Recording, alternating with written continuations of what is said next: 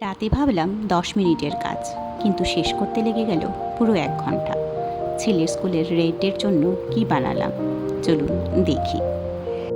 সন্ধ্যাবেলা 1 কাপ চা নিয়ে কাজ শুরু করলাম।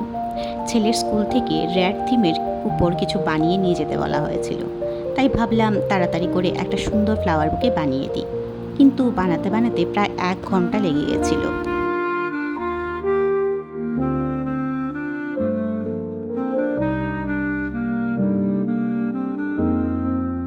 তারপর ওর বাবা ওর জন্য কিছু ফ্ল্যাশ কার্ড নিয়ে এসেছিল, কিন্তু সেগুলো এত ছোট ছিল যে ঠিকমতো দেখা যাচ্ছিল না। তাই কেটে পোড়ো কাগজে সুন্দর করে লাগিয়ে দিলাম, যাতে ওর দেখতে ও শিখতে সুবিধা হয়। সব কাজ শেষ করে রাতে খাওয়া দাওয়া সারলাম, ঘর গুছিয়ে ঘুমিয়েও পড়লাম। পরের দিন সকালে উঠে সবাই রেডি হয়ে গেলাম। এই যে আমার ছেলেও লাল জামা কাপড় পরে রেডি। অন্যদিন ওর বাবা স্কুলে দিয়ে আসে, কিন্তু আজ আমি নিজেই ওকে স্কুলে পৌঁছে দিলাম।